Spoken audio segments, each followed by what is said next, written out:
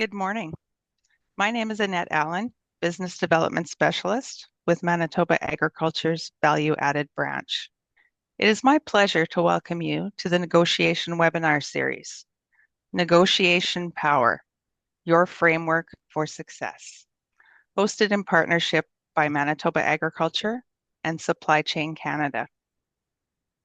I would like to start this webinar with a land acknowledgement, recognizing that Manitoba is on the treaty territories and ancestral lands of the Anishinaabe, Anishinaabe, Dakota Oyate, the Nessalan, and the Nehethawak peoples. We acknowledge Manitoba is located on the homeland of the Red River Métis. We acknowledge Northern Manitoba includes lands that were and are the ancestral lands of the Inuit. We respect the spirit and intent of treaties and treaty making and remain committed to working in partnership with First Nations, Inuit, and Métis people in the spirit of truth, reconciliation, and collaboration. Today's webinar is being recorded and the link will be sent to you after the event. If you have questions, please type them into the Q&A and we will address them after the presentation. The presenter of this 5-part negotiation webinar series is Reid. Rick is CEO for the Manitoba Institute of Supply Chain Canada. Rick has over 25 years of supply chain experience in both the public and private sectors. He specializes in optimizing supply chains and has helped organizations develop strategies to maximize their efficiency and profitability. Rick, the floor is yours. Thanks for that. Welcome, everyone. Thank you for joining us today. As Annette said, I've been a supply chain professional for over 25 years. A big part of what we do in our role is we negotiate, and this is a skill that the better you are at it, the better outcomes you'll have for your organization or yourself personally.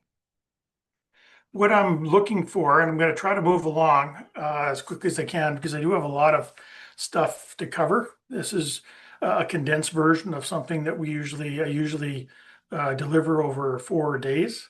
So I'm going to be condensing a lot into these sessions. But some of the takeaways from today, are, what is negotiation? I'm going to briefly talk about what it is because there is sometimes a misunderstanding of what it is. It's not the drive-by negotiation you see in the movies. And there's a little more to it. And some of the major skills or the main skills that you need to have to be successful. We're going to talk about, very briefly about why people are ineffective with the negotiations. We're going to talk about Wheeler's 7 questions, which are very helpful as you're preparing for negotiation. And we're going to talk about some of the steps you want to take when you're preparing to go into a negotiation on assessing yourself, the other party, and the situation itself, and how all of those things together play in how you're going to proceed to a successful outcome.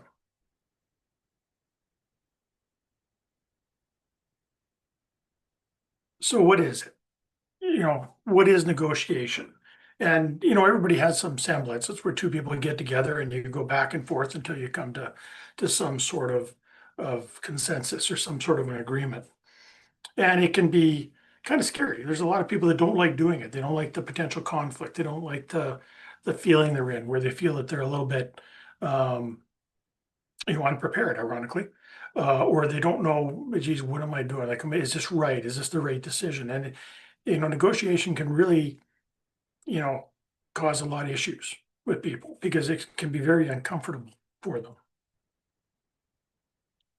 But I do want to start with, this, and it's just kind of an icebreaker I like to use.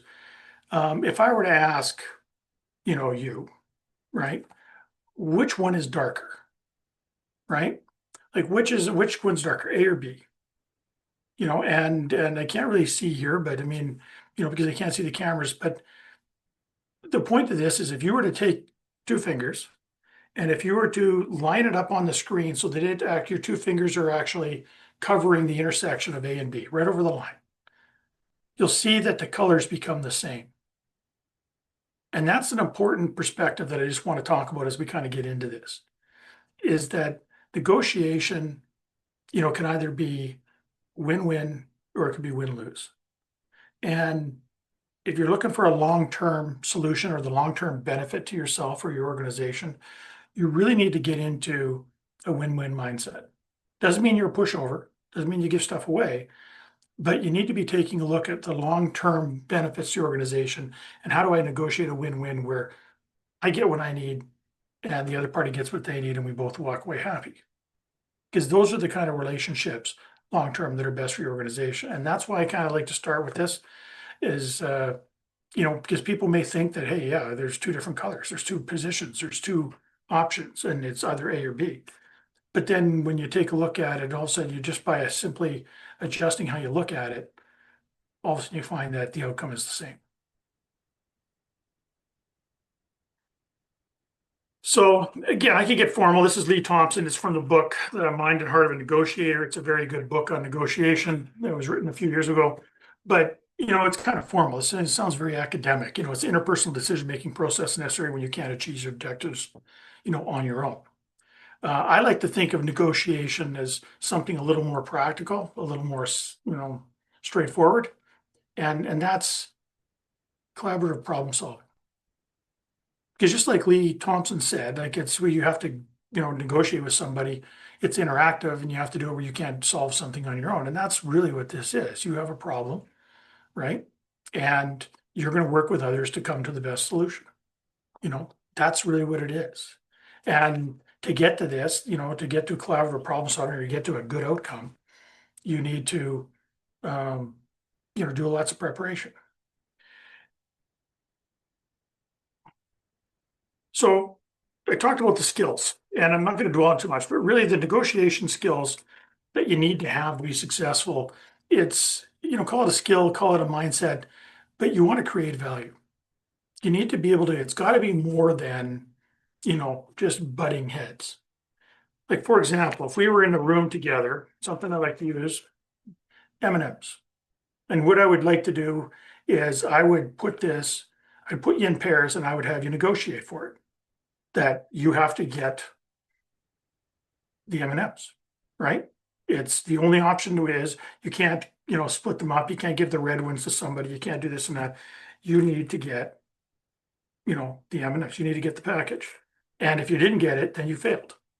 And I threw people into that negotiation. And of course, what happens? Unless somebody says, I don't like chocolate M&Ms, generally there was no outcome. And the reason is because that there wasn't enough value. The value was I had to get this. And there wasn't any other way to split it up based on the context of how I set up the negotiation. But then if I say, you know what, if I introduce the factor that says, okay, you're going to negotiate for this, but one of you wants the M&Ms and one of you wants the package because you're making a paper mache M&M figure out of the packaging, right? All of a sudden I've created value because I've taken a single issue and I've made it into two issues and I've done it in a way that creates value for both where you can have a successful outcome. So that, and we're going to talk a little bit more about later, but that's really about creating value. How do you take a look at the situation? How do you add or how do you take apart issues within what you're talking about to find a way where you can split with all the parts up enough where I can get enough to be a walk away happy and so can the other party. And that comes back to the claim. I'm not talking 50-50, right? But one of the skills is how do I create value? How do I find ways to create value, something of value the other party wants that I can trade for something that I want? And then the claiming comes, how much of that can I claim now? And maybe I get more this time. Maybe I don't get, maybe they get more. But it's not about that. It's about how do I walk away happy with more than I have and how do I solve the issues that I have?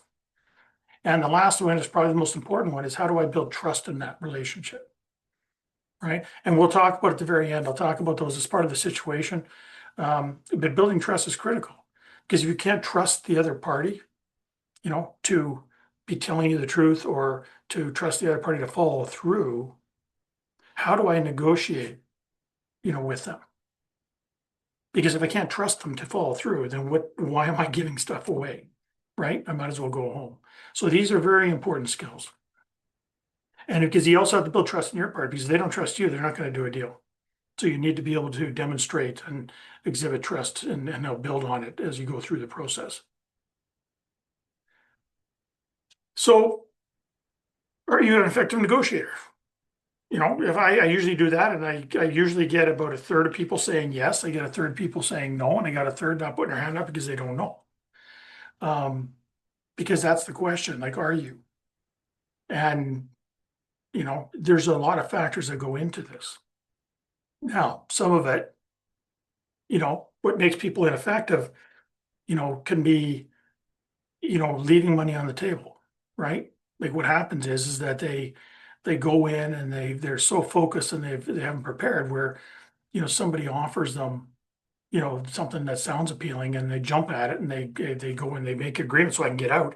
And this is actually, usually it's more about people that are really uncomfortable in a negotiating and being in that process where, as soon as they have an opportunity to say yes, they do so they can get out of the environment. It's kind of a fight or flight kind of scenario. And so what they do is that they take the first thing that makes sense and then they run away, but they leave stuff on the table that they could have gotten. They could have got a better deal. But the impetus is to get me out of this environment more than get the best deal. And so they leave money on the table. And that kind of fits into the next one, which is settling for too little. And it's usually about fear. Once again, it's about the fear of the process, it's about fear of asking for what you want because you're afraid of the response. You're afraid that, oh, if I do that, then maybe they get mad at me, or maybe they're going to do this, or maybe they're going to take something else away, or maybe all those sort of things. So they end up settling because they don't want to, you know, they don't want to get into conflict, or they're worried about the relationship, or they're doing those things, so they take less. And settling, for terms, for worse than the alternatives, like this is a little different. This is not understanding the problem that's being addressed. It's not understanding all the alternatives and the options that are available to you, realizing that you have a better alternative, to go with and settling for something where you really could have gone a different route that was in your control. But that's really about a lie. That's really a signal of lack of preparation. And then walking away from the table. And I blame this one a little bit on, um, the movies. Like I call it a drive-by negotiation where everything happens in about 30 seconds and somebody's firm and the other side folds and when they go to walk and the other side folds and say yes and people think that that's a tactic that you're going to want to use all the time. But the problem is that in many cases, if you up and use that and you're walking away from the table, I say, well, yeah, you're not listening to me, I'm leaving, thinking that they're going to come running back to you. If somebody's done their homework and knows they have another option, they're going to say, well, okay, and they're going to go do the other option. And then you're left in the same position, perhaps worse than you were before. So these are things that really they come into a combination, as I said, two things. It's either a lack of preparation, where you haven't really put some thought into it, or two, it's fear. And fear is a kind of a funny thing because fear makes people do things, or not do things that are in their best interest, right? Because they're afraid of that. And that's one of the big things that you have to overcome is, and I try to encourage anybody when I'm talking about negotiating, when I'm teaching it, or I'm working with people on it is ask. Sometimes they say yes. And if they say no, two things happen. Number one, no is always an opportunity to get more information, right? So I like when people say no because it gives me a chance. It's an opening to ask questions and get more information. So I can either confirm what I think or I can get something new that helps change how I'm going to approach things. And two, you're no further ahead or behind than you were. But at least you know your position, so it's always a good thing. Again, some other reasons is faulty feedback. Like, it's a psychological thing, but people do try to seek information that confirms that they're right. People like to be right. And so what happens is when they're looking for things, when they're trying to get information, they are generally going to gravitate to information and facts that support what they believe. Um, And sometimes it leads them to ignore facts and that are incompatible, but are correct. They just, it's kind of Wilfred, so I'm going to do that. And what happens is, it can lead them to a less than better outcome because, by acknowledging stuff that you may not be 100% right, but by, being accepting of the fact and that, you could be wrong or your interpretation could be just off or not quite right, you know, you could turn around and you could adjust your tactics and get a better outcome, right? As opposed to, yeah, there I'm right, I'm gonna go, I'm gonna agree. Because what happens is when people figure out that's what your style's like, that's what your that you can be influenced like that, they will package things in a way that confirm that. And they're not gonna give you the best deal. They're gonna give you, what they want, and they're gonna package it in a way that has those details that show that you're right, and they're gonna play to your ego, right? And and you're gonna go, yeah, there I'm right. Oh, yeah, look at that. Gee, they agree with me. Oh yeah, sure, I'll accept that. But they haven't necessarily given you the best deal. And you've left money on the table or you've settled for less than you could have. And, so that's why, people kind of get into it. You got to make sure you really look hard at yourself on this. And egocentrism, again, it's people, they think that they're awesome. I get these great results, I get that. But, my father used to tell me, you know, um, he had a piece of advice that he mentioned years ago that really stuck with me is, people have a tendency to think that they're really great at this, or great at something. In negotiation, they think, oh yeah, I never lost a negotiation. And then, one of the first questions I would ask is, well, did you actually win per se? Because you don't really win a negotiation or lose it. You get it depends on outcomes. If you have a good outcome, if both sides walk away as a good outcome, that's a good negotiation. It's not a win. It's a good outcome. But my father used to say is, did you really win or did the other side let you win? And and that's an important part to look at when you're negotiating is if all of a sudden what you're doing is going too easy, then the first thing you should be thinking of, what am I missing? If you're getting everything you want, and there's some other factors we're going to talk about. If it feels like it's too easy, it probably is. And you're probably missing a key piece of information or a factor that you've missed. And you should probably stop negotiating. You should probably start investigating, to find out what it is. Because at the end of the day, you know, it's what you don't know that's going to come back. And if you pardon the language, bite you in the ass.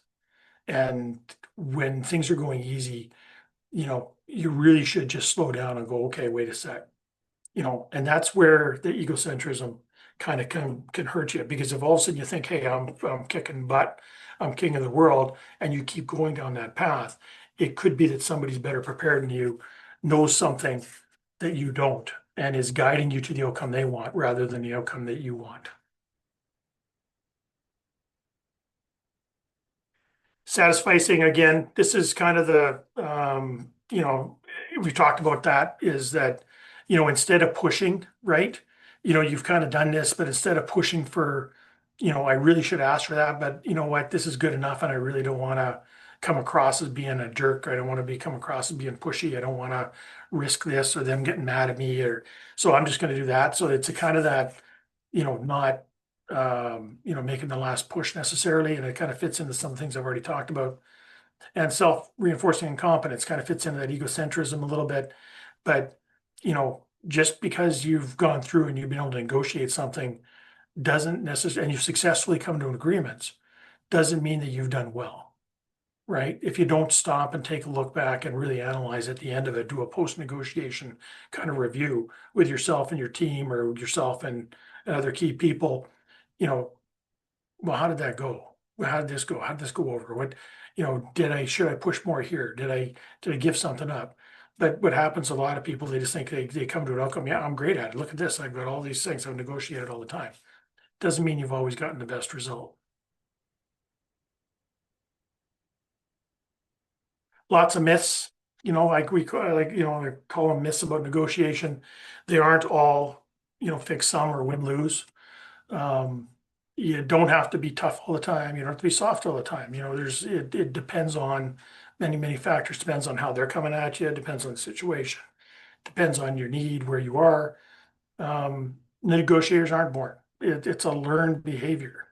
I will agree that people that grew up, you know, in an environment where they were encouraged to communicate effectively, where active listening was part of it, where listening was encouraged, generally have a head start on being a negotiator because those are critical skills for gathering information and building trust.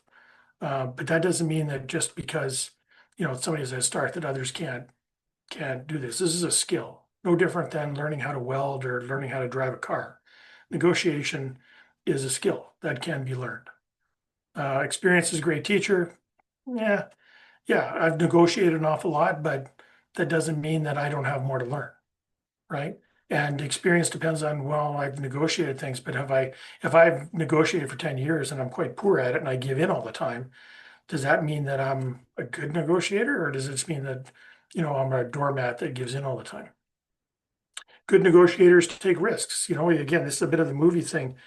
They don't take risks. Good negotiators, you know, understand risk and they um, will make decisions that take on risk, but they don't gamble.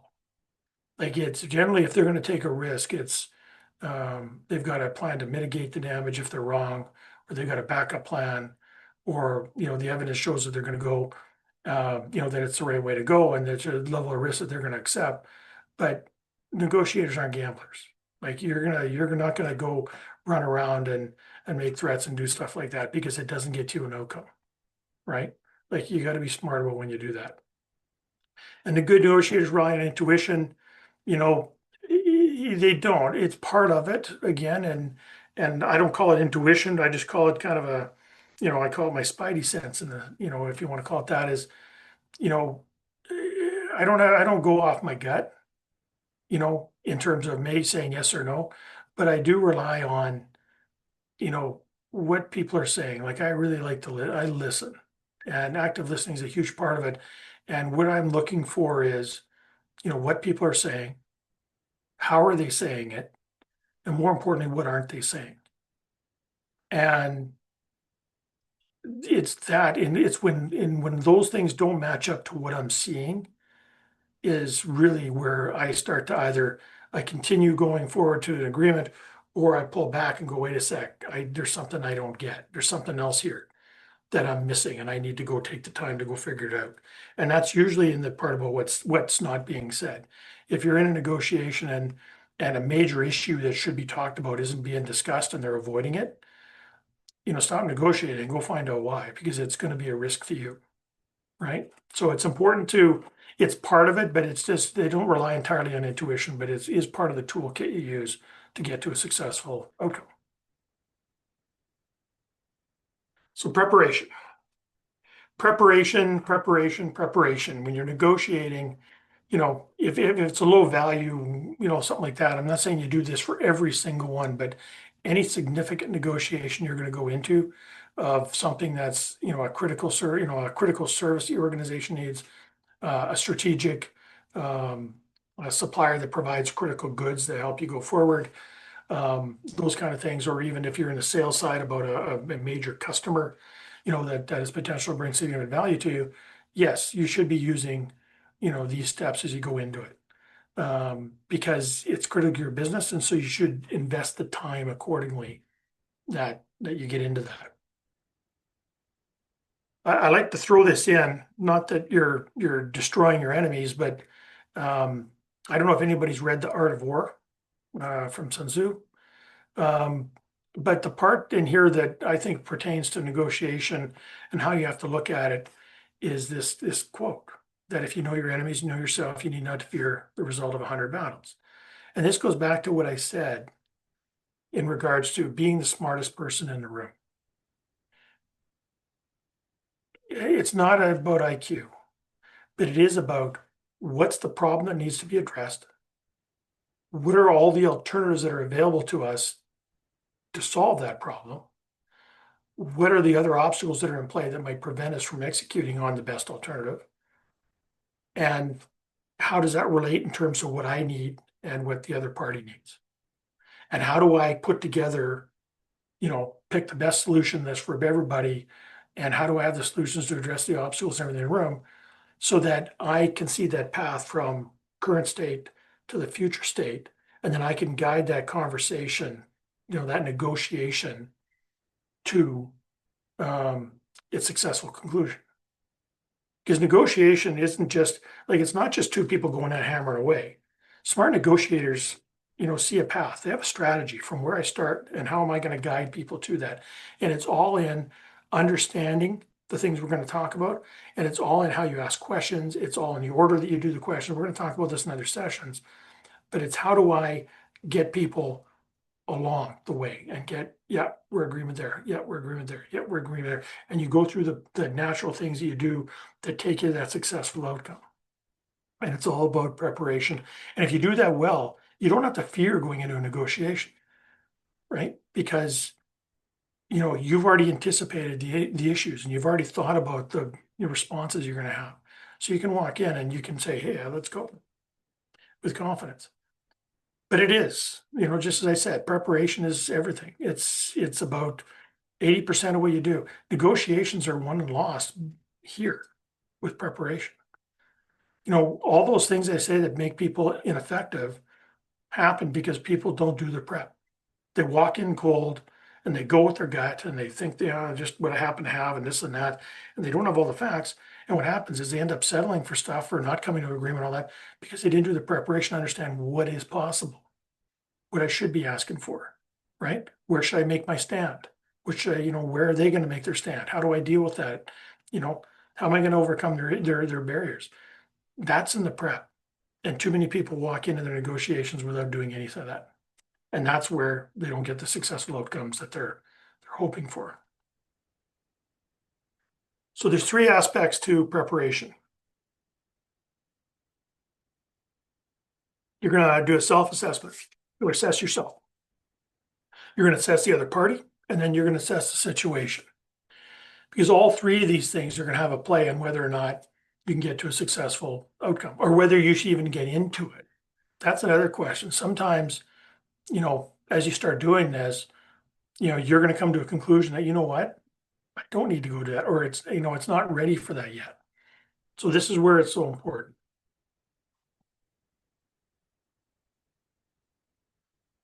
Now, Michael Wheeler, I'm not sure he might be retired now, but he was a prof with, he was a professor with Harvard Business School. Oh, sorry about that. There we go. But he was a professor with Harvard Business School, and he wrote papers on this and taught those sort of things. But he came up with 7 basic questions. And okay, sorry about folks, I'll just put that back. I must have left an animation in there. But basically, these are questions that, fundamental where you can start. Like, what are you going to do? What are the parties going to do if you can't come to an agreement? Who's the real parties to the negotiation? What are their interests? What are their needs? What's their BATNA? And there we go. How can value be created and where's it likely to go? Obstacles. How do parties use power? What's the right thing to do? These are, basic questions that you need to be thinking about as you're getting ready to negotiate. And so you start talking about where you are. And the first question is, what are the parties going to do if you don't come to an agreement? So some of you may be familiar with this. It's, BATNA or best alternative to a negotiated agreement. We're going to talk more about this in the next session. There we go. We're going to talk more about this in the next session. We're going to dig into it a little more. But basically, the best alternative to a negotiated agreement, exactly what it says, is if you go into a negotiation, right, and you are going to negotiate, let's say, the supply of steel for your manufacturing operation, for the primary thing for the volume of your steel. If you don't come to an agreement, what is your other alternative going to be? Right? What's your best alternative if you can't make a deal with that person? And the thing there is not, well, I'll just negotiate with the other guy on the street, but that's not an alternative because you don't have that agreement yet. It's what are you going to do? And if your alternative to not for if your alternative to not getting an agreement is poor or weak, then your negotiating position is going to be weak because you don't really have another option. You can't really push because your alternative is bad. So if I don't get an agreement, I'm going to a bad alternative. That doesn't really help me. But the stronger your alternative is, the stronger your negotiating position because then you can actually push because you know what, I can push for more because unless you can give me more than my alternative, I can go with my alternative. And that's the option. And yeah, and so basically it's understanding what your alternatives are if you don't come up to an agreement and understanding where that is and trying to relate it. Now, to put that in context of today's world, let's take a look at our current situation with the United States. Is we're about to go into a review of CUSMA, our free trade agreement with the United States. And, there's a risk that um, the president may walk away from the agreement and try to do a bilateral deal and do this and that. But what's Canada's alternative, if we don't make an agreement with the United States? Well, not the best situation right now because three-quarters of our trade goes to the US. We haven't done enough to, develop other parts. We've done some. We have 14 active free trade agreements around the world that involve 50 countries, I think, or something like that. But we have options. We have a free trade agreement with UK, with EU. We have the TPP and with all the countries in the Pacific side of things. We have two or three others. We're negotiating now with Mercer in South America. So those things are going on. But other than the active free trade agreements, um, we can't say, yeah, we have Mercer. Well, we're just negotiating that. We don't have that deal. We don't know what it looks like. So you have some alternatives, but when it comes to the volumes and our infrastructure and all the things to do business with these other countries, we're not best set up yet because we put all our eggs in one basket. So our negotiating position, our alternatives are not great in some ways, right? And so that puts us in a position of weakness to a degree. Not as much as people think, but it does put us into a position of weakness. But the important thing to know is that BATNAs do change. They're dynamic. They're not static. They improve and deteriorate. They either improve or deteriorate, as things go, because as information becomes available, as other options become available. And your whole point should be, how do I improve my alternatives? And that's currently what the federal government's trying to do. They're out there making trade deals and they're doing stuff. They're opening up other options, to give us better alternatives if we can't make a deal with our largest trade partner. But only objective evidence should change it. Like, you can't be, well, I'm going to go get that. We're going to go make that deal. Well, no, until you have the deal and you know the details of the deal and what you actually can get out of it, you don't have an alternative. It has to be objective evidence, tangible. But the key thing to remember is on your BATNA, your walkaway point, your reservation point, which is your walkaway point, is the quantification of what your BATNA is. I use the example of when I was in the we manufactured trailers for somebody here, and we did end dumps for gravel and asphalt, low beds for moving heavy equipment. But on our end dumps, I don't know if anybody's seen it, it's called an empty lift assist, and I'm sure some of you have seen when you see a trailer driving down the road, some of the wheels are lifted up. That's an empty lift assist. What it does is that when the trailer is empty, they lift up some of the wheels of the axle, and it prevents wear and tear on the equipment and the tires and helps reduce maintenance costs and tire replacement and all that. So it's a way to save money for the companies. And we had a supplier, it was a kind of for all intents and purposes, a single source that we were buying for dual axles were costing us $3,600, for example. And we found out that they were offering their products to our competitors at a better price. And then when I challenged them on it, they got mad and threatened to bump up my price and that. So I was in a bad position because there wasn't a good alternative to use, not a good quality one. So I was kind of beholden to this guy and I had to live with whatever he gave me because I didn't have an alternative. I had poor alternatives on the other negotiated deals we had with the other companies because the quality was nowhere the same. And so what our company did is we started taking a look into the components that made up an empty lift assist, and we found out that we had all of them in our store, in our stock room, because we sold parts. And so we made our own. And when we made our own, it came to a cost of about $700. But it looked ugly as all get out, and we knew that truckers would never put it on their trailers because the truckers don't like to put ugly stuff on their trailers. So we went from 3,600, hey, we could do it for seven, but odds are nobody's going to want to use it because it looks ugly, even though it's cheap. But then we noticed that about three quarters or 80% of the parts came from one manufacturer. And I knew that that manufacturer was making harnesses and other types of things for New Flyer Industries, which is a bus company. So I knew they had the capability to do this kind of work. And so we went back to them and we said, hey, look, we want to partner on you to develop a new empty lift assist, you know, you know, to, to sell, where we would have a preferential price and you could sell it elsewhere if you wanted to. And they agreed. And we ended up developing a new alternative that costs around $1,700 and looked really good. It actually looked better than the main one we were buying. And so what happened, all of a sudden now I had an alternative, right? Because we had done it, we had prototyped it, we had tested it, and it was $1,700 instead of $3,600. And now when I went back to that supplier and said, look, we need a better price, because there's going to be some time to ramp up production and there's going to be a gap of some time. We went back and I said, hey, you know what? I need a better price.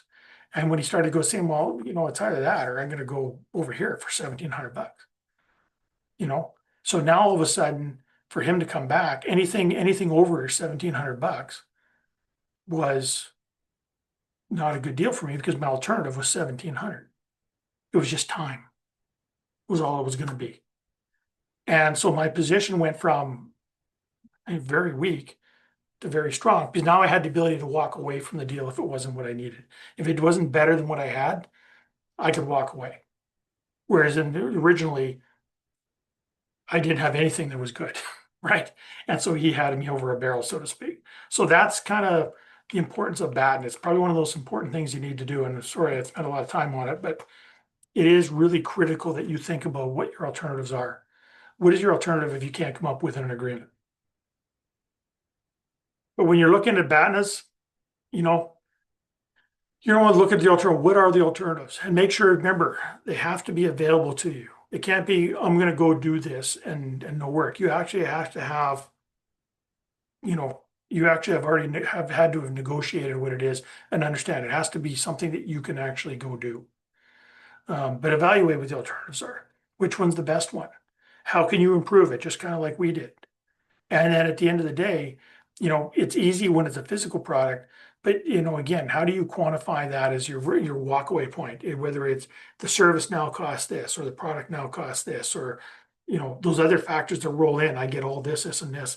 This is better, but you need to quantify it because that becomes the definition of knowing when one, I should walk away because this deal's not going to be better than my alternative, or two, right, when I can ask for more because what you're offering me isn't as good as my alternative. So I need more if I'm going to do business with you. And that's also where, just to finish that topic, that's where it helps you with the fear. Because again, you know your alternative, you can walk away without any fear because you have a good alternative. Or you can make the best deal possible because your alternative is weak and you don't really have any good options. So you can get you can get what appears to be the best you can. You can say, yeah, you know what, it's better than what my alternative is. So I'm better than I was yesterday. It may not be a great deal, with the deal that I want, but it's better than I was if I had to go with my alternative. And you may not be happy with it, but honestly, that's a good deal. And it doesn't mean that you can't start doing things to improve your BATNA so that when you come around to renegotiate, you're in a better position to get a better deal. You're gonna need to, when you're doing your prep, you're gonna have to set your target point. So you have your reservation point or your walkaway point, if you want to call it, because that's your BATNA. You've figured out your BATNA and you've got your walkaway point. So you know when you can walk away because what they're offering isn't as good as your alternatives. But you got to set your target point. What is it that I want to get to? What is it that I want to achieve in this negotiation? You just need to be careful when you're doing this though, because you can set it too low. You can sell yourself short and not ask for enough. And again, that could be that maybe if you're worried about that, go back and take a look at your BATNA a little bit more. Uh, and define it out a little bit, because usually, target too low is that maybe you don't have a good understanding of what your alternatives are, or your best alternative is. Over aspire, this could be ego, could be I'm gonna go take everything and do this. It could be, again, a little bit, just being too optimistic. But again, these things, if you're set it too low, you're gonna end up settling for less than you can get. And if you set too high, you might be sending messages to somebody that you're not necessarily in a win-win or situation, or you're not looking to for a long-term relationship, or you're really kind of, out of it. So you want to be careful. And sometimes that can be, positional negotiators like to do that. They set it because it's about winning, not about finding a mutually beneficial agreement. And then reactive to evaluations. Again, this is usually somebody that's trying to play hardball or be tough, and they just basically reject whatever anybody offers. It's only about what they want. And when people start to send, alternatives, I can't do that, but what about, let's start talking about how we can get you to the same kind of result, maybe not the way you're talking about it. And then people just, nope, nope, nope, nope, nope. And so be careful about, saying no, because a good person, a good negotiator will use no to get more information out of you. Because that's really what it is. No is not final. No is a chance for you to get more information. Just some other things to consider, right? As you're getting into, as you're preparing and you're looking at the stuff, is be careful about um, confusing a focal point with, your reservation point. Like sometimes people get on a hot button issue, like the most visible thing, and it's a focal point and it's on principle or whatever it is, but really it has nothing to do with, your walkaway or your target, right? But sometimes it just people all of a sudden somebody's ticked you off, or it's history and you're focused on something that happened in the past, and about how they've handled negotiation in the past. And you're on that rather than this is my walkaway point or this is my target point. So be careful about, you know, getting distracted is probably the best advice there. And I said, target point is best case scenario. What is it you're looking for? Reservation point is your walkaway.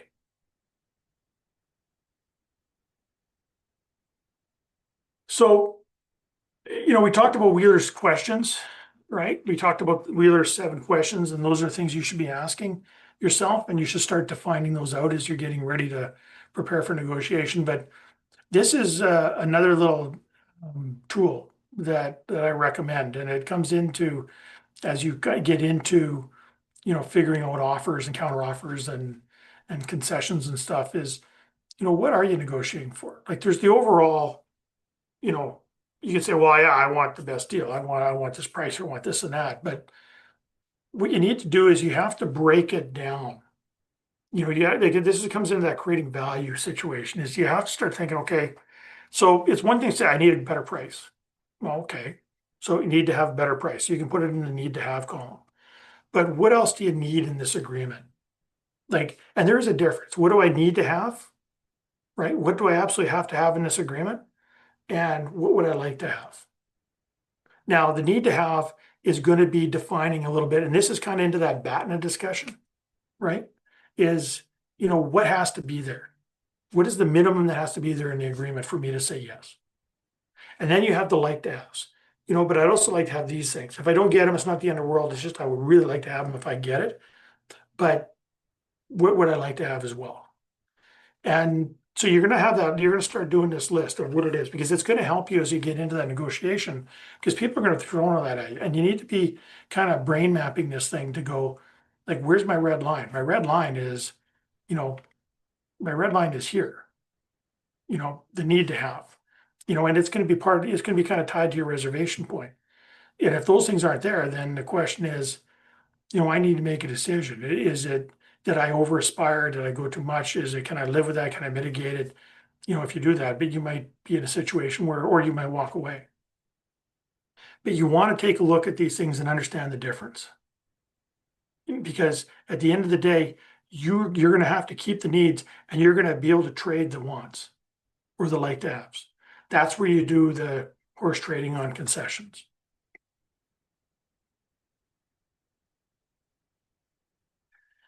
You're also going to take a look at, again, you're going to take those issues. So if you put in price, for example, like price, I need a better price. Oh, okay. Well, what does that mean? Right? Like, what are the issues around price? So you want a better price. Oh, okay. But what are the other issues around it? Is, well, price is, it's like an onion. You start pulling it apart because price is all of a sudden volume, right? So volume, less volume. Price could be, I want to have, uh, I want to have smaller orders ship more often so I can minimize inventory, right? It could be quality comes into price because quality price is commensurate with quality. So all of a sudden I've taken price and just on that thing, I've just already identified three, issues that tie into price. I've started to pull it apart. Because if I want a good price, then then usually the thing is, well, you want a better price. Well, the tie-in is, oh, I'll increase my volume, right? So more volume generally means you can get a better price. But then you say, you know what, I don't have the space for the volume, so I need to find a way to get a better price, but I want to have it, how do I get it where I have smaller shipments more often? So you start pulling it apart about what does this mean? What does price mean? And how do I define it? When I say I want a better price, what is it that I need? And start pulling it apart and identifying the multi-issues assigned with it. But it's not just price, and I've started to talk about it. It's quality, it's this, it's that, it's warranties, it's prestige of having a quality product. There's a whole bunch of things that come into it. And then you take a look at what are the alternatives to get these things? What are those alternatives with those issues I'm having, right? Like you were saying, hey, if the issue is, yeah, I can't increase volume because I don't have the storage to keep it, but need a better price. What are my alternatives to that, right? What are my alternatives to, I can't take a truckload, but I need a better price. I need to get the volume to get the better price. Well, and I use an example of, another company. Like they bought aluminum cans. They got them from down east. Cash flow, they couldn't, the cash flow wouldn't let them buy a truckload. So they were buying less than truckloads and the freight, everything, the shipments, it was killing them. And so the alternative, one of the alternatives was, well, how do we get the supplier and us to work with a third party logistics company where the truckload gets sent to them, right? And then I pay as I draw, based on that price. So it becomes, how do you, when you look at the ways to deal with the issue, what are the issues? So there's the issue itself. I need a better price. What are the things that are causing the price to be high, right? That's where you start pulling it out. What are things causing it? And what are the alternatives that I can use to fix the things that are causing the price to be high? And you need to kind of mind map this. You put it out, you might put it on a flow chart, you might put it on a spider chart, but you want to make it visual. You want to make sure you understand it and understand all the alternatives. And you thought about them, about possible solutions and the risks, the rewards with each, so that when you're in a conversation with somebody, right, you're prepared to talk about anything. And you use the issues and alternatives to create different packages at some point. We'll talk about that in a future session about how we actually do that. So we're going to assess the other party, right? So that's yourself. So you've gone through, you've looked at your BATNA, you've looked at issues, you've got needs and wants, you've done these things. You have an understanding of the problem from your perspective now, right? And this is why I use that diagram front. And now you need to take a look at it. How do I assess this from their perspective? And ironically, you're going to do a lot of the same things. You're going to try to get your best idea of what is their option on BATNA. Like, what is their BATNA? If they don't do a deal with you, what are they going to do? Now, this one, I'm not saying there's a concrete way to do this. A lot of this is going to be history you may have with them. It may be what you learned if you're talking to other people that do business with them. News reports, anything like that. But you're gonna do your best you can. As if they don't do a deal with you, what is their alternative going to be? And some of this is going to be based on fact, some of this is going to be based on best guess. But that leads into something that we'll talk about. That's the in negotiation tactics that we'll talk about at a future session. Is how do you start to verify, you know, facts that you think you know, assumptions you have? How do you start to, with your questioning and your tactics in the negotiation stuff, how do you start confirming that to make sure your understanding of reality is correct? And again, if you understand their BATNA, then you have an idea what the reservation point. What are they going to walk away on? What's their walkaway point? And what do you think their target point is? What do you think they're gonna want to get out of this? And and then same thing, you're gonna take that T chart that I showed you, you're gonna do the same thing for them. You're gonna put down what you think they need and you're gonna put down what you think they'd like to have, right? And you're gonna do the same thing, and you're gonna do your best guess on figuring that out initially. And you're gonna use relationships and conversation with them and that stuff to try to understand what do they need and what do they want. This is a little easier to do if it's somebody you've done business with for a while because you have a relationship you're talking throughout the year. And what people don't get is um, you should be, in a sense, negotiating all the time. Not so much of, hey, I want this price and that, I'm going to go back and I'm going to make everything that we do. But your information gathering should be happening all the time. Every interaction. Well, what about this? And hey, hypothetically, if we did something, how does that work? And say, well, we wouldn't go for it. Well, why wouldn't you go for it? What would be the obstacle? What would have to happen if you do it? So you're not actually talking, you don't have a contract. You're not talking about the new price for the next year, but your information gathering to understand their business. And the more you understand their business and where the limits are, the more you get an idea of where they're, what alternatives they have or what they're doing outside of your business. What are the terms? What's the reservation points? What are the goals they're looking for? How can I package up something that achieves their goals, but still does good for me? So you want to be, as you're those conversations, you're talking to people, you want to be gathering information all the time. And that helps you put down what do they need and what would they like to have when you're doing this process. Here we go. You're going to look at what are the other party's issues, right? It's like, what are their issues? What are their interests? Like, are they having difficulty? Did they have a customer um, shut down? Is sales slow for them right now? Are they going through a renovation? Are they like, do they have supplier issues? Like, what are their issues? What are their interests? Like, what are the goals they're trying to do? And how do you align with them? How can you help them get there faster? Like what can you offer that would help them get to A to B on what you're trying to do? More importantly, what the question is, and I put it in green, is what's going to motivate them to say yes? Now, usually in the when I do this in a workshop, I put people together and I give them a time limit. And I say, okay, you got 2 minutes, right? You got 2 minutes between the two of you, a minute each, and you said you get to ask any questions you want. I want you to learn as much about, the other individual as you can. And you're going to switch in a minute and they're going to do the same to you. And then I'm going to ask questions to see how good you are at learning about the other party. And so they go do it and everybody goes to town. And then I ask for a volunteer. And the first thing I do is I say, hey, okay, you were with Jane. Tell me what's going to motivate, if you had to negotiate with Jane, tell me what's going to motivate her to say yes. And I usually get a dead fish look and going, huh? And I ask another couple of volunteers and everybody gives me the same look because the questions they asked were, well, are you married? Do you have kids? Where do you work? Where do you this, that? Like a whole bunch of stuff that really is irrelevant, as opposed to where do you work? What do you do? What do you like best about it? What do you like least about it? You know, what's when you're doing a deal, what do you like? What's the one thing you like that you really hate that your customers do? Right. And so what happens is that people say, well, I don't like this. I don't like when things are unorganized. I don't like this. I don't like that. I don't like people kind of dropping things on me in the last minute. Or what happens is you find out, you ask the questions in a way, you ask questions that give you a sense of what are the hot button issues?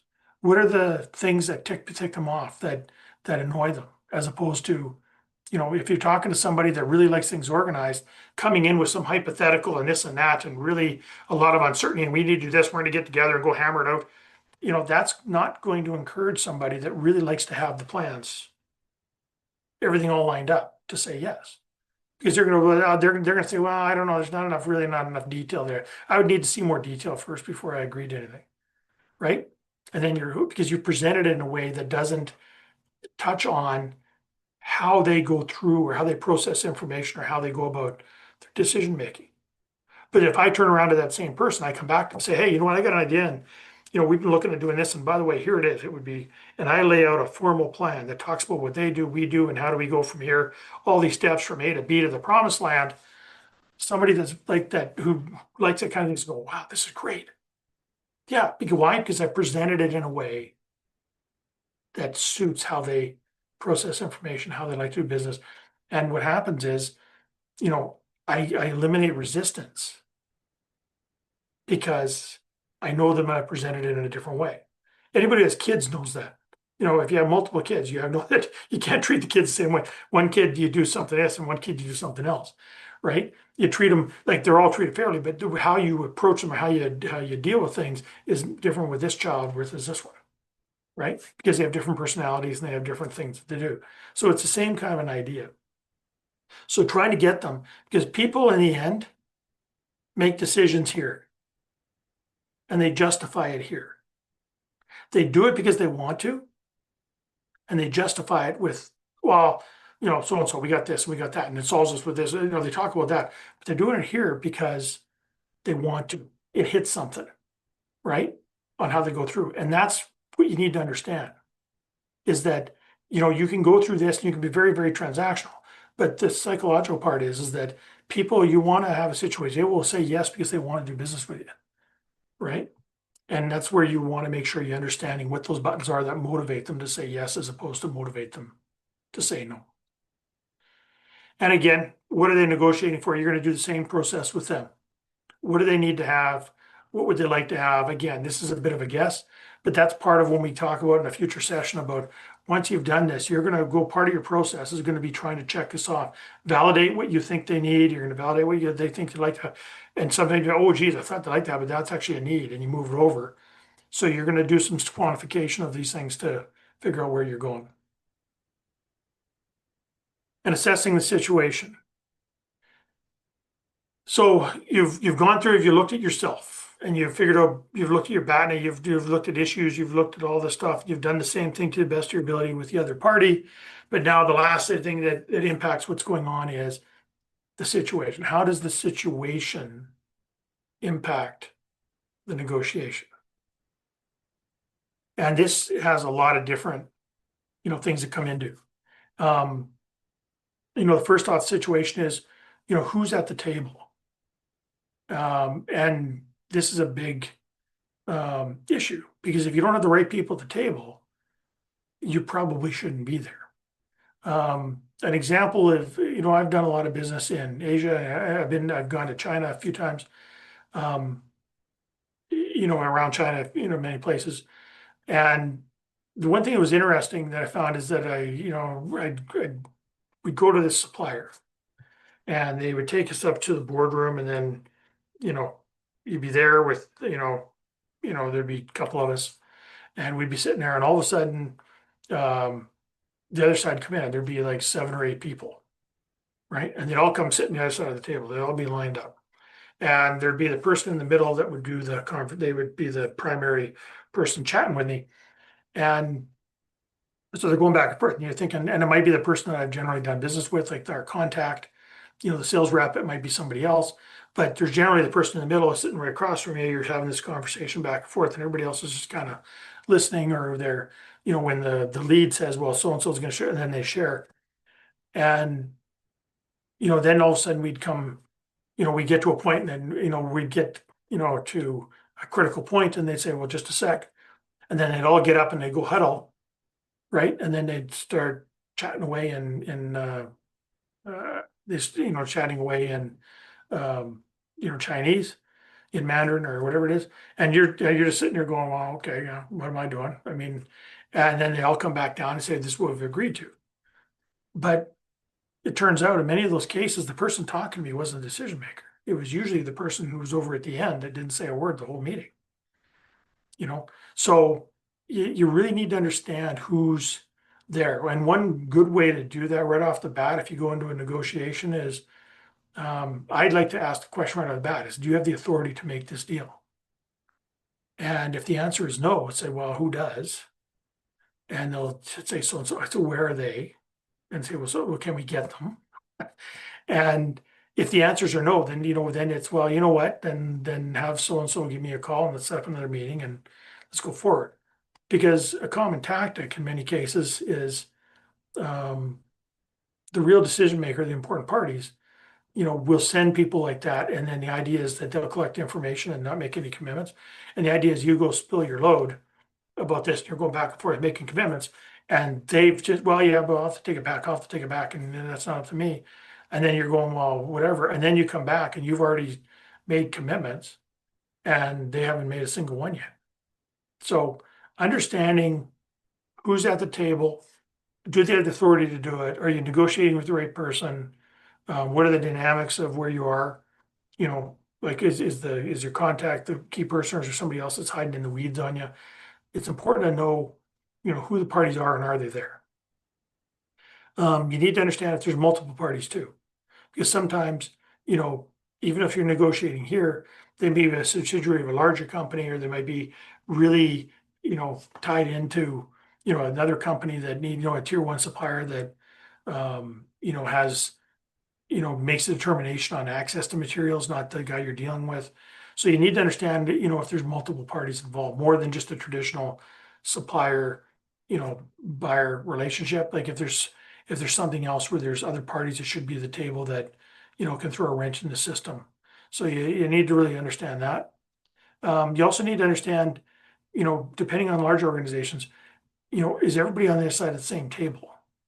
Um, I'm a bit of a, and this comes back to preparation.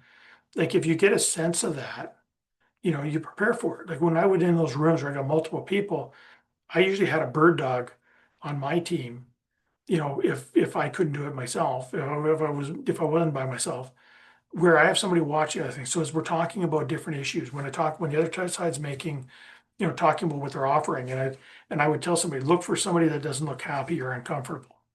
Or, when I'm offering stuff, if somebody's looking unhappy or uncomfortable or very happy, um, is the reason is that, organizations, they don't always agree. And when we pick that up, I would usually kind of avoid the main person. I said, well, I don't know about that. Like, are you guys, is this really what you guys want to do? I mean, and then I would purposely go there, but what do you think? Like, do you think we should be doing this? And the reason is that if you got somebody that's not entirely in agreement and the chief negotiator hasn't prepared their people that they bring to the room, there's a lot of times when you all of a sudden you notice that and you ask somebody, then they're just going, I got my chance, and they will just dump, right? And you will get information that they're trying to hide sometimes because they didn't prepare there. And all of a sudden, then this party, well, right? So what happens is that good negotiators will use conflict within the teams to their advantage. So you want to be looking at this and understanding who the other party is. Are they in agreement? Is there a way to get information by chatting with somebody? So you want to be thinking about that as part of your preparation. And you also be looking at from your own team to make sure you have control of your own team so nobody's doing sharing out of school on your side. You're gonna be looking at the negotiation as short or long term. Um, Generally, if it's a strategically critical supplier, you're gonna want to take a look at, something long term. You don't want to have a lot of uncertainty. You want to have certainty in the relationship. You want to have something that you can work together on issues that both of you share. So you're going to consider the relationship. One shot, where you're not thinking it's a low value one shot item. You're not going to put a lot of this effort into that I'm talking about. So the question is, you're going to look at, you know, for the ones that are critical that you're going, hey, look, this is something that's important to us. It's long term. It's not just I'm going to buy office, new desks this year. I won't be buying desks for, the next 10 years. So it's a one thing, it's a big volume purchase, and I'll apply some of this stuff. But I'm also not going to worry about the relationship as much because I'm not going to see them for 10 years. So you want to be looking at this because this is a factor in how much preparation you put into the deal as well. And annual contracts, these things you want to do because you want to maintain relationship. So even though it's repetitive and it's boilerplate, you're going to be worried about, how do I maintain a relationship as well? You're going to take a look at, is there potential conflict in this? Again, if you have people, and it could be within their team, within your team, could be between your organizations, like is there conflict on beliefs and that? I'd argue if it's pretty significant that maybe you should be looking at a different supplier. You're maybe not doing business with the right suppliers, or customers. Because again, if you're not in sync, it's hard to find that collaborative win-win, kind of, approach to, wonderful. You're gonna have that ability long term to work together to solve common problems for the mutual benefit of both of you. And scarce resources, again, if you're competing for scarce resources, it can be pretty hard nosed. So you want to understand the types of conflict that are associated around with what you're negotiating, because you need to make sure you're taking steps to either, de-escalate it and minimize the amount of conflict that you're going to have so you can get to a successful agreement. Again, I'm not going to talk about this, but these are the different types of negotiations you can run into because you're going to handle them differently. Like at a necessity, urgency, you're going to handle differently than if it's about opportunity, right? If it's resource exchange, which is generally what happens, hey, money for supplies, that's different too, because that's just kind of ongoing business. Dispute is, it's more than just you settle the dispute, but you have to manage the relationship and try to repair the relationship and the trust as best you can. So, depending on the type of negotiation you're in, is going to take different techniques, in terms of how you're prepping and what you're looking at, so that like necessity, it's about I need to get this done or, I'm going to shut the doors tomorrow if I can't get this stuff. And a lot of that happened in COVID, trying to get different things. Opportunity is, a business is going well, but I have an opportunity that I might be able to put myself in a better position. So I'm not making a mess. I'm going to go investigate and I'm going to go negotiate. Usually an opportunity negotiation is I have a good alternative. I have a strong position and now I can go see if I can negotiate an opportunity that gives me something better than my strong BATNA. So again, these things play a factor in how you're going to approach and the strategy you're going to implement, with your negotiation. Linkages. Linkages is when you're preparing is understand are there linkages. And this one usually doesn't come up very much, but probably the best example is uh, if you're in health, if you were in healthcare, for example, and the government negotiated the new contract with doctors, and the doctors all got a 20% raise in that agreement. And then the government went to the nurses to negotiate their new contract. What do you think the nurses are going to ask for for a raise? They're going to link the two, saying, "Well, we're critical to healthcare too. You just gave the doctors 20%, so you know that means you should give us 20%, right?" So now you have a linkage. It's setting of a precedent. And then when you're done with the nurses and they go support people, the support guys are going, "Well, you gave them both 20%, so we want 20%." So that's linkages. You have to understand if there's something if there's something you're doing links somebody else. And it could be in that case it could also be with a key supplier that provides steel, for example. But um but their negotiation on what they're doing with their supplier, if you're dealing with intermediary, you know, what are they getting? And if all of a sudden, they're in a situation where their costs go up, that impacts what mine's going to be. Or if their costs are going down, it should impact, hey, your costs are going down on that. How, if you're trying to find that, how'd that go? What's going on with this? What's that price going to be? And if it's going down, the expectation is that my price is going to go down as well. So those are linkages effects. So you want to do your best you can. These are sometimes hard to find or see. Sometimes you just luck into them, but you want to be looking at, is there anything there? Is there a cause and effect? Is there something, is a decision over here going to impact us and what we're trying to do here? So you want to be aware of that and have plans to mitigate it if it's not good for you, or have plans to take advantage of it if it's something that's good for you.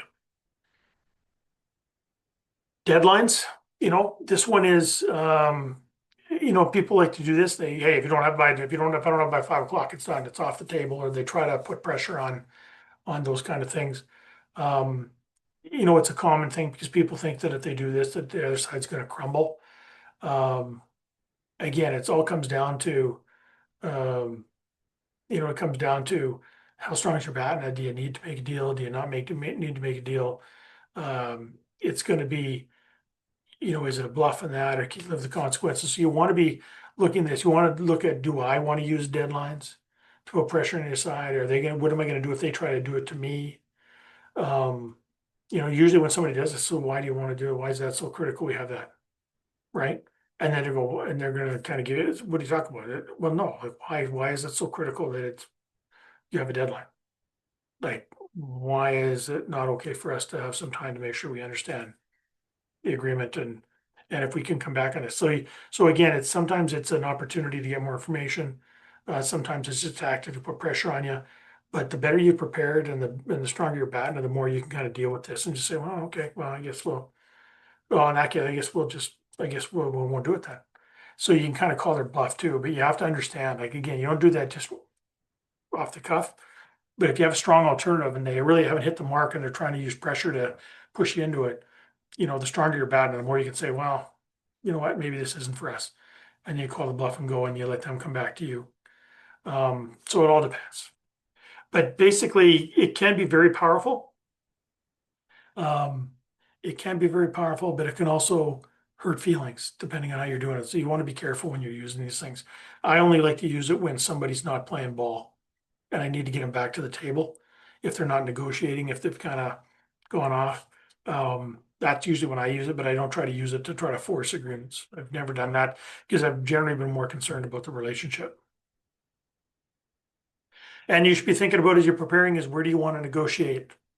Do you want to do it at your premises? Do you want to do it on their premises? Do you want to find neutral ground?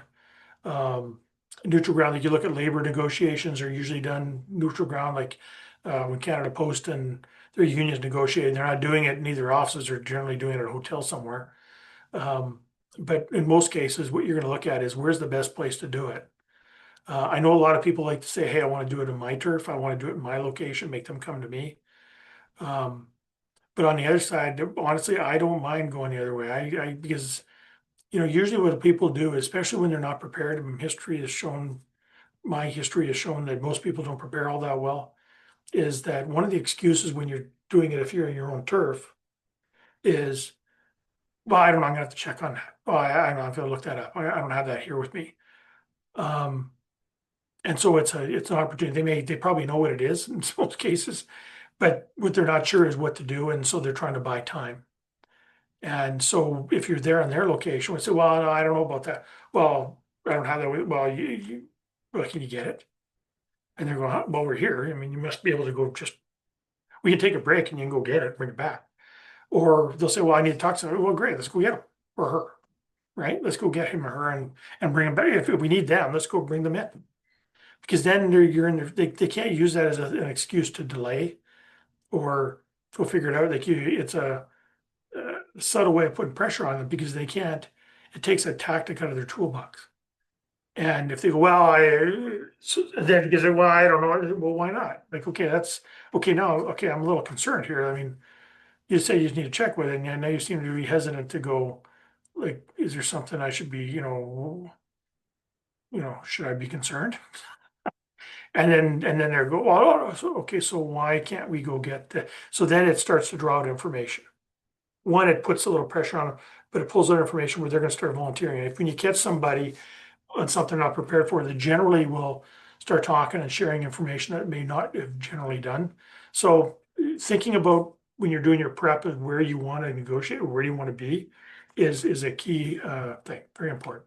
And again, public versus private, you know, do you want to make sure that it's out in the open or do you want to keep it quiet? I mean, again, it's going to depend on what you behave, what you share, all those kind of things. Power differences, is pretty obvious, right? Like if you're negotiating, there's some sort of interdependency there. The only question is, where the leverage is, because leverage is generally, power is usually defined as leverage. Do you have leverage over the other party? And the question becomes, if so, are you going to use it? Uh, and if you use it, how, right? Are you gonna do deadline? Are you gonna threaten to take stuff away? Are you gonna, like, the question is, how are you gonna use it if you have it? Is it gonna be subtle? Is it gonna be implied? Is it gonna be, yeah, look, if you don't do this, I'm gonna pull my deal. Or I'm gonna pull this. Or does the other party have leverage over you? And, how are they using it? And the question becomes, if you're in a situation where you know you're the weaker of the two, you need to have, during your prep, you have to think about how you're going to counter it. What do you have that you can counter it if they're going to try to bully you into a deal that you don't want to do, right? This also comes back to your BATNA, and again, that's what we're going to talk about more next session. But that's where having the best alternatives prevent you from getting steamrolled and help mitigate the leverage somebody may have over you. Um, it's hard. It's not always easy, and sometimes you don't, right?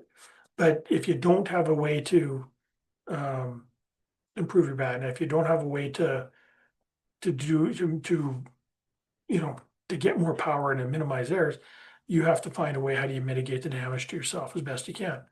And you have more than people think. And I'll go back to our current relationship with the US. In many ways, they have all the leverage. Donald Trump would tell you that. They have all the cards using his alert, because we 75% of what we produce goes there. They're our largest trading partner and all those sort of things. But the question back when you talk about leverage, yes, they have the leverage. They could tariff the heck out of us and kill our exports to the US, and they could put on sectoral tariffs that minimize our ability that hurt our industries that have been supplying them for years in steel and aluminum and lumber and that sort of thing. But, the question becomes, well, yeah, we're the weaker of the two. Well, yeah, but then we also have ways that we can hurt them, right? That we can reciprocate. If we were to turn oil off, if we were to shut that down and say, you know what, it's either going to be export quotas or we're going to put on a export fee on all the oligos because they get it currently at a discount through CUMSMA. All of a sudden we could jack, with very little effort, we could jack the oil price in the United States like double within within weeks. Um, we could turn off uranium. We could turn off aluminum because the aluminum we're getting nailed on. Most of the aluminum comes out of Quebec. So there's lots of things that we do. The question is, that's our leverage over them. The question is, do we want to use it? How do we want to use it? And how do we do it to get us to it? And it's not do it because we're gonna stick them in the ear, stick them in the eye with your finger, but how do we use it to minimize them using the leverage on us? How do we get to a positive outcome? So you really have to think about those kind of things. It's one thing to have it, it's another thing to use it. It's one, if you have it, doesn't mean you should use it. That's the question. Should I use it? And so you want to be looking at those things in your relationship. And that is our first session. So I think as I recall, we're taking questions on, I'm just going to stop sharing this so I can get there. As I recall, Annette or Jeff, I think we were taking questions if people have them in the chat. Yes, that's right. I would encourage you to type any questions into the chat, and we can address those now. Um, I do have one for you, Rick. Sure. When talking about price, for instance, how transparent should I be if I'm asking for a better price? If I think I understand my vendor's cost structure, does it help me to share these details with them to support my rationale for asking for a lower price? Um, yeah, in a way, I would ask them to share it. Like you may have an understanding of it and think you do.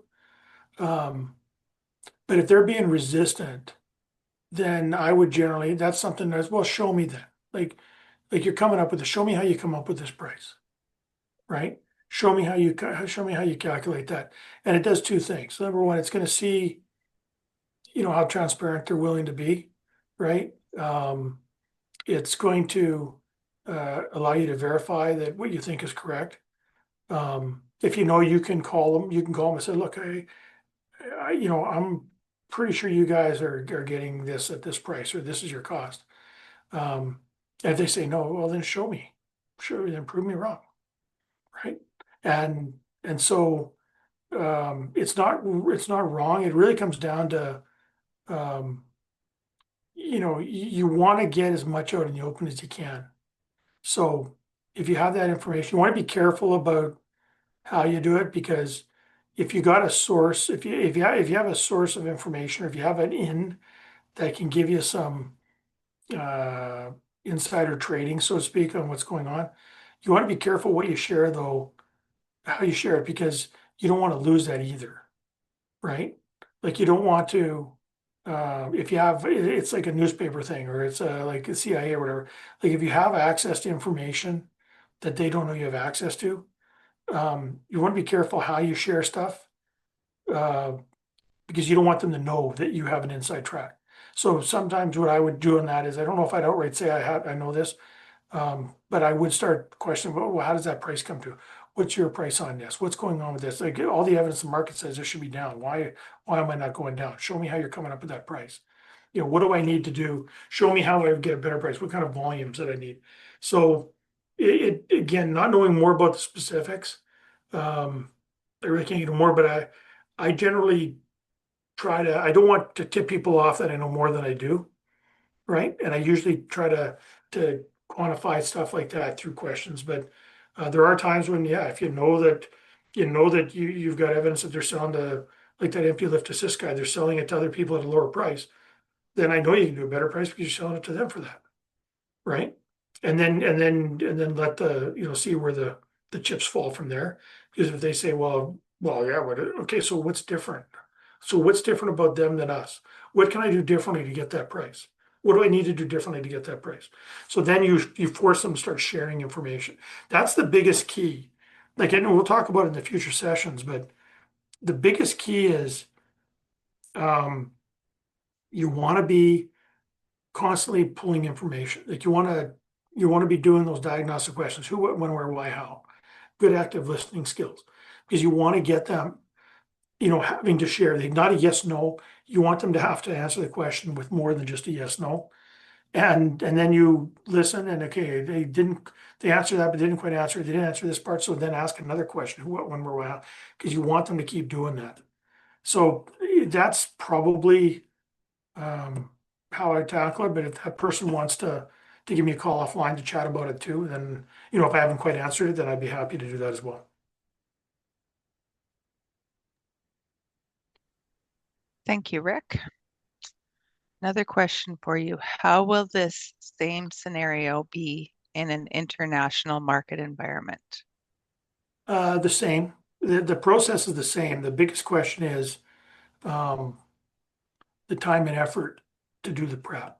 It's one thing, for me to go to a supplier. Like if I have somebody I'm doing business with, that's across the city or within the province, it's one thing to jump in the car and go there someday and go visit them and maybe do a tour and go see other key players and then have build that relationship, go gather information. It's pretty easy.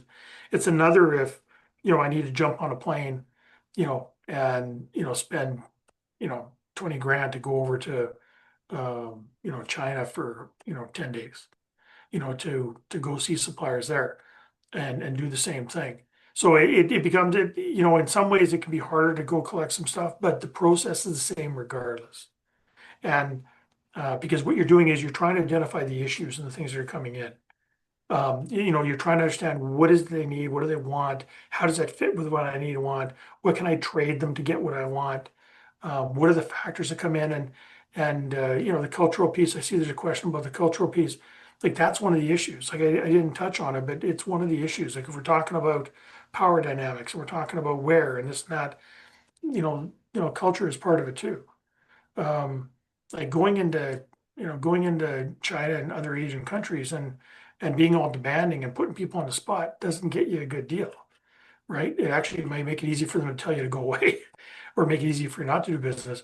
Like you need to understand that. And it's got to be part of how you approach things, right? You can talk to somebody, in many of those Asian countries, you can talk to them individually, just like we're like anything else. But you get into a group, you need to be careful about how you challenge people, if you're not embarrassing somebody, that you're giving people an out. Like say, well, yeah, I need you to do this, or you can do this or not, as opposed to, I need this problem solved. How do you suggest we do it? Right? And it's all about, it's one of the things when you're getting your preparation is who are you negotiating with, and what are the hot button issues, what are the culture issues, what are the power dynamics. So you need to think about all those things. So the process is the same. The variables just change when you get into international. And then here, we get a copy. Yeah, I don't have an issue with that. Yeah, I'll make sure that the office has a copy there, and so that Annette and the team can share it with you guys. And they recorded it, so you also have that available if you want to listen to it again. Let's see what happens if you had a manufacturer overseas and you have been with yours. Well, that's the thing, right? Like you're gonna have that. Like Rona, I've had that.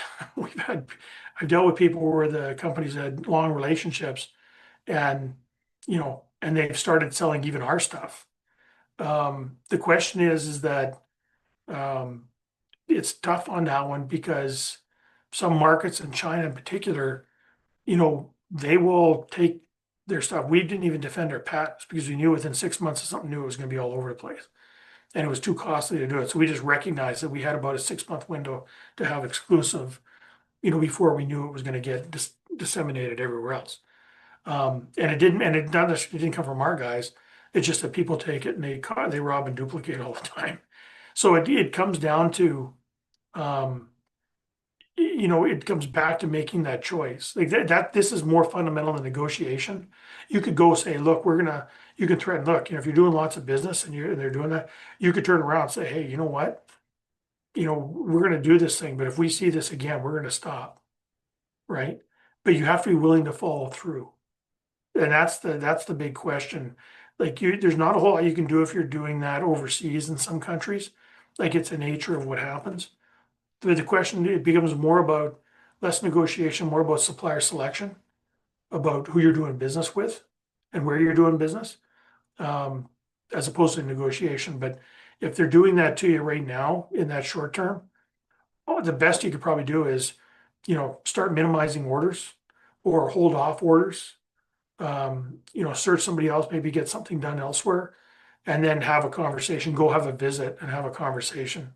Because that one, in my experience, trying to do it if they're overseas and trying to do it over Teams or doing it over an email is not going to be as effective as jumping on the plane and going and saying, not in this term, but what the hell, right? Like just say we're not happy and we've noticed that this is happening and we've had this relationship and it's important to us and it hurts us when we see this. And if it continues, we're going to have to reconsider whether or not we continue. So it's not so much a negotiation, but it's probably going to be a heart to heart about whether they're the right partner for you and whether it's worth you guys, whether you guys are, it's important to say, hey, we're going to walk away and go find somebody else that's not going to do it. Or is it, you know what, we're just going to have to live with it. It's the nature of doing business. So you're kind of into more of a big picture strategic decision for the company, more so than a negotiation. But you can bring that in if you're seeing it, you want to stop and say, look, we're going to do this, but if we see this proliferated all over the place, we're going to have to reconsider that, maybe look for somebody else. And that could be something I would put it quite like that in that negotiation, because then that's when they might turn around and reconsider their behavior. Khalid, I hope that answers. Ron, if you want, you can certainly give me a call, separately as well. How to quantify your wins in negotiation apart from the price. Well, it's not so much a win, Clay. It's about, I don't look at it as do I win or lose. I look at it as, like, to me, a successful negotiation. I look at a success or failure. And to me, a successful negotiation is where both parties walk away happy. Um, if both parties walk away and they're in a better position than they were prior to, and if they're both happy, to me, that's a successful negotiation. And it's not necessarily on price. Like, yes, price is part of it, but it could be on shipping terms. It could be on, quality improvements, warranty improvements. It could be, on marketing support. It could be access to other things. that it helps me get. I look at it, this is where the preparation comes. Like when you want to quantify whether it's success or not, it comes back to is what I agree to better than my alternative, right? Is it better than my best alternative? There's the first thing that I use to quantify. The next thing is I take a look at that kind of mind map I did on what I need to have and what do I like to have. If I got my needs and I got a bunch of my like to haves, then to me that's a success, right? And if the other parties walked away and they're happy and they think that they did all right, then that's the last one. Because I want to go do business with these people again, and I don't want them. It doesn't mean that it doesn't work out like that all the time, where they may not always be, hey, we're all, hey, kumbaya. But the more they can walk away where they're happy and they think that they did well, and I can walk away where I can say, yes, it's better than my alternative. I got my needs. I got a bunch of these likes, and they walked away happy where there's not animosity, where it lays the groundwork for a future negotiation, another future successful negotiation, then that to me is a win.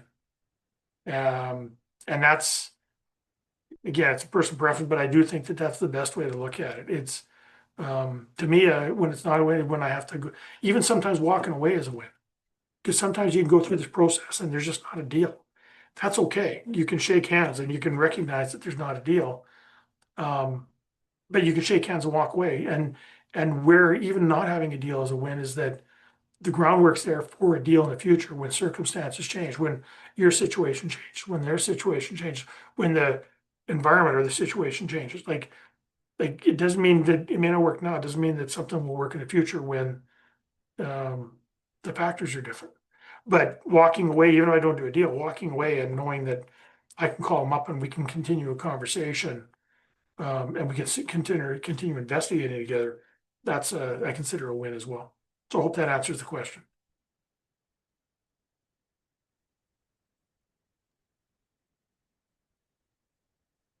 Nothing else? I do I do have another question for Oh, you, Rick, perfect. and it's a two-parter. It's a Okay, two-parter. okay. Um, do you think it's worthwhile to read the body language of the people you're negotiating with? All the time, all the time. Like that's where negotiating in person is, I believe, the best way to go. Is that even on teams, you can see if you can't pick up all of the stuff. Um, and when people are getting uncomfortable, you can tell. Like it's everything from, are they sitting facing you directly? Or are they hips turned? Where are their feet facing, right? Are they,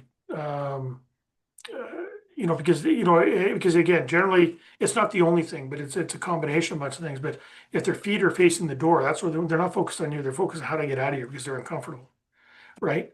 Or if they're drumming their fingers, or if they're touching their face a lot. Like there's lots of things you can tell. And if somebody's uncomfortable, if you're being smart, you don't get going. That's a tell that there's an issue that needs to be addressed. And and so it's a tell where you stop trying to hammer on and get everything you can. You say, well, so tell me how you're feeling. Like, how are you feeling about this so far? And because again, if you pick up on it, somebody, well, I don't know, well, no, I don't know, I just get a sense that you're feeling a little uncomfortable. So how are you feeling? What can I do? What can I do to help? If you are, what can I do to help alleviate it? And what happens is then they share because then they're going to tell you, um, what it is, and you show some empathy, you show some just general human kindness.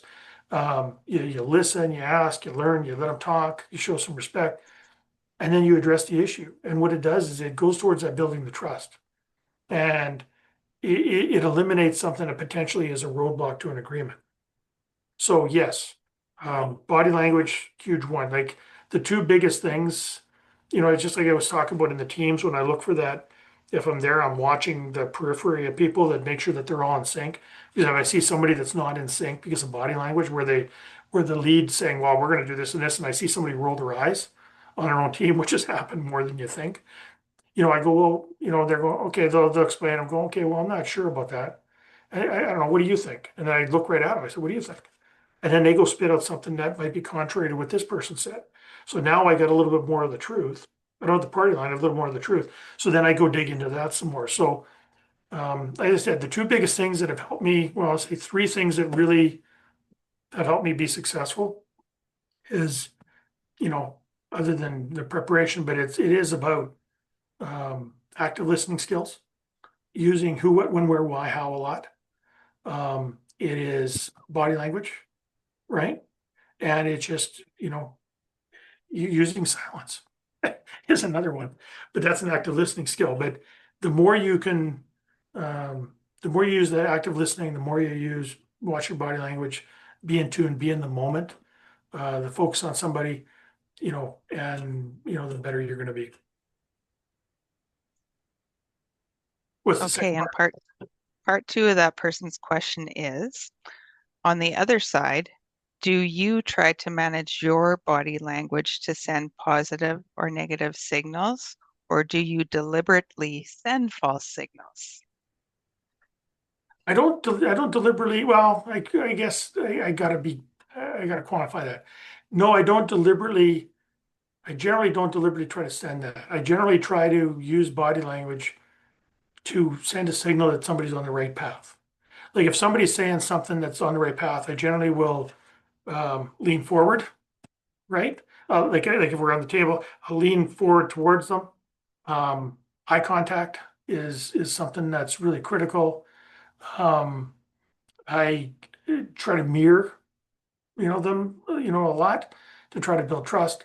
About the only time that I tried it, that I would say that I would try to set a false signal is when I'm not happy.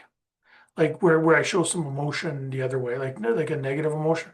Like I do, um, like I used improv a lot. Like somebody said, yes, like I said, well, what about yes? And if we did this, this, and this, what about this? Well, what if we could do this as well? What if so I kind of build on where I try to keep energy up, and I try to have my body language reflect that. If I'm not liking what I'm hearing, I get quiet and I get still. But that's not, I'm not trying to misrepresent, I'm trying to send a signal that way. But the only time is if I'm trying to show when I'm trying to show a little when I'm angry. That's the only time that and I don't use it very often because you can't. It's not effective. Like when you try to keep a cool head and you're positive and everything's upbeat, and if you're going to do that, it's about the only time that I sometimes might exaggerate my displeasure just to make a point. But it's usually to get somebody back on track if they're really, not staying in there. But the main thing is you want to stay in control, right? And you want to you want to control the room, and you do that by guiding the conversation, active listening, body language, mirroring. Those are the things that help you get from A to B. And if you're in control and you're guiding it, then you usually can get to a successful outcome.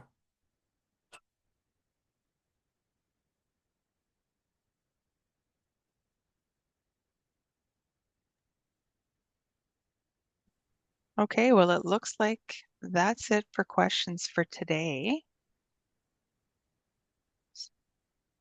Well, Just trying to see. I hope that was beneficial to everybody that attended. As I said, if somebody does have some stuff they'd like to chat with offline, and that can provide my contact information.